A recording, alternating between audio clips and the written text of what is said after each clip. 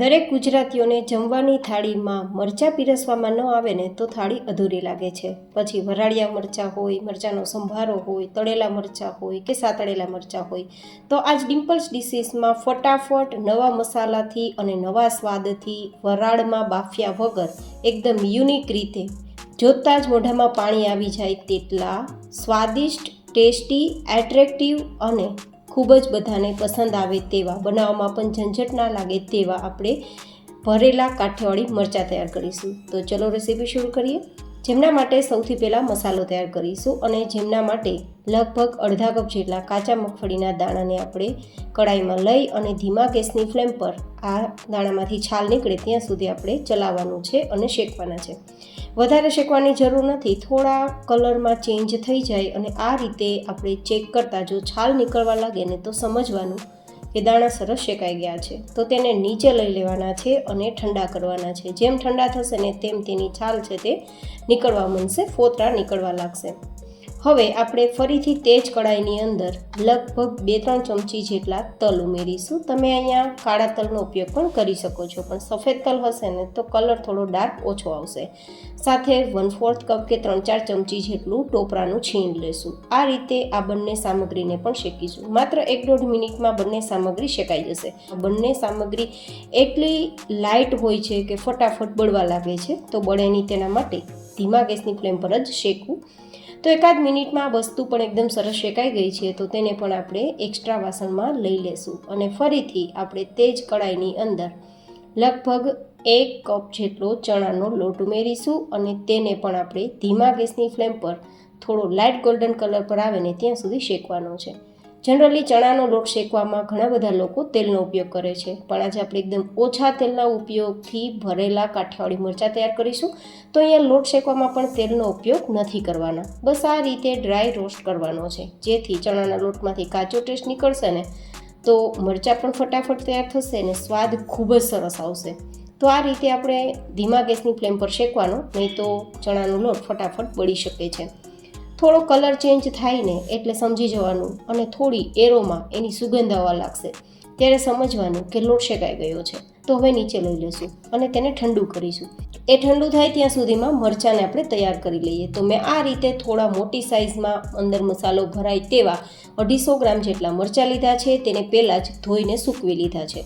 તો હવે આ રીતે વચ્ચેથી કટ લગાવી દઈશું. નીચેથી કટ ના થઈ જાય તે ખાસ જોવાનું, વચ્ચેથી આ રીતે કટ કરવાનું અને પછી જો કોઈ વધારાના બીજ હોય અથવા તો મોટી નસ હોય તે કાઢી લેવાની, જેથી તીખા ન બને.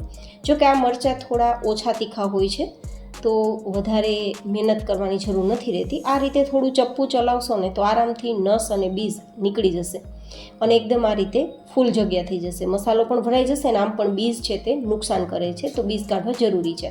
એન્ડ હા ગાઈઝ, હું તમને એક રીત બતાવું કે મસાલો ભરવા માટે મરચાંને કઈ રીતે કટ કરવાનું. જો આ રીતે ઉપરની સાઈડ જે હોય ને ત્યાંથી કટ કરવાનું, જેથી અંદર સુધી મસાલો ભરાઈ જાય.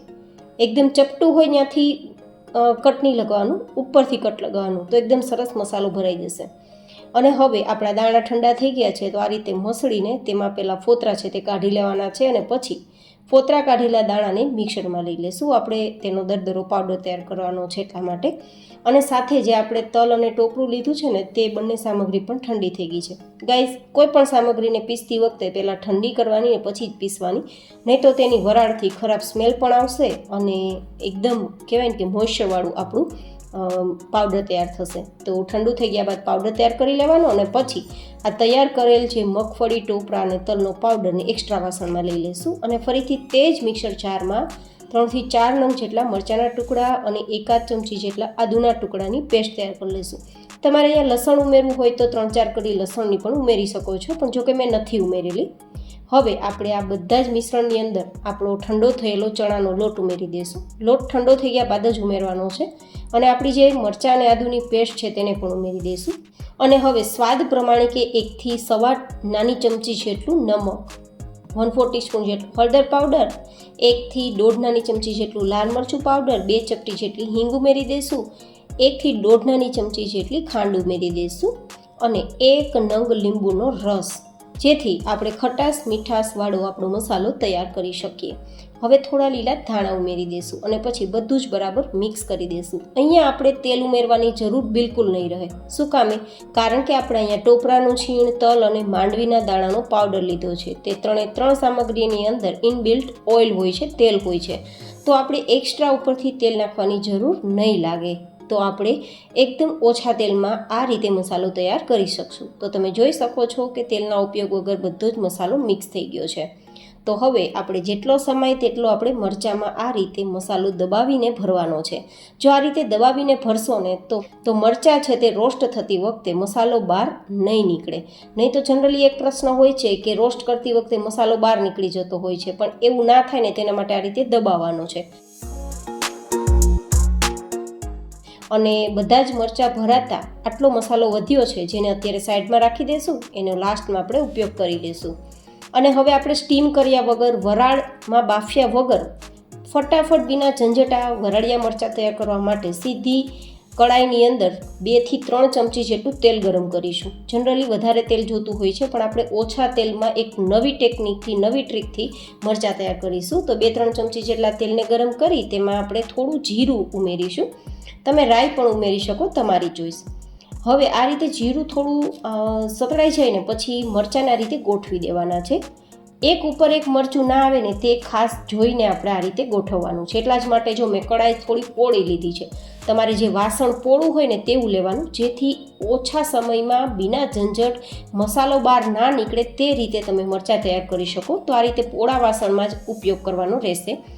અને પછી શું કરવાનું છે, આપણે 2 થી 3 ચમચી જેટલા પાણીને આ રીતે બધી જ સાઈડ છંટકાવ કરવાનો છે. આ છંટકાવના કારણે અંદરથી વરાળ બનશે અને પરિણામે આપણા મરચાં છે તે વરાળથી બફાઈ જશે.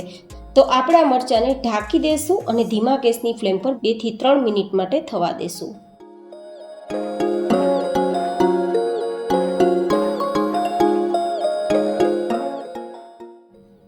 તો 2-3 મિનિટમાં જ આપણા નીચેની સરફેસમાં મરચાં છે તે થોડા સતળાઈ ગયા હશે. તો આપણે આ રીતે સાઈડને બદલી દેવાની છે એકદમ હળવા હાથે. તમે આ રીતે એકવાર મરચાં તૈયાર કરશો ને તો બિના ઝંઝટ તૈયાર થશે ને ખૂબ પસંદ આવશે. કારણ કે ઉપરથી ક્રંચ રહેશે અને અંદરથી એકદમ મુલાયમ રહેશે અને મસાલો તો સ્વાદિષ્ટ છે જ. હવે ફરીથી સાઈડ બદલી ફરીથી 1 થી 2 ચમચી જેટલું પાણી આ રીતે બધી જ સાઈડ ફેલાવી દેવાનું. તો નીચેની સરફેસ પણ કૂક થતી વખતે વરાળ બનશે અને એકદમ સરસ ઉપરથી ક્રંચ અને અંદરથી સોફ્ટ આપણા મરચાં તૈયાર થશે. તો ફરીથી ઢાંકીને ધીમા ગેસની ફ્લેમ પર 2-3 મિનિટ માટે થવા દઈશું.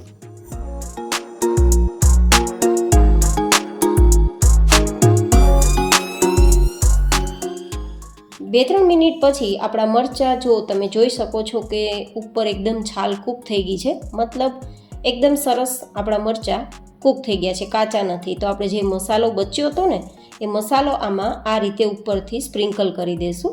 અને પછી આપણે ફરીથી તેને આપણે લગભગ 1-8 મિનિટ માટે થવા દઈશું, જેથી આપણો મસાલો છે તે પણ એકદમ સરસ કૂક થઈ જાય. કારણ કે આની અંદર હજુ પણ થોડી સ્ટીમ થશે ને તો ફટાફટ કૂક થશે ને મરચાં સાથે મિક્સ થઈ જશે.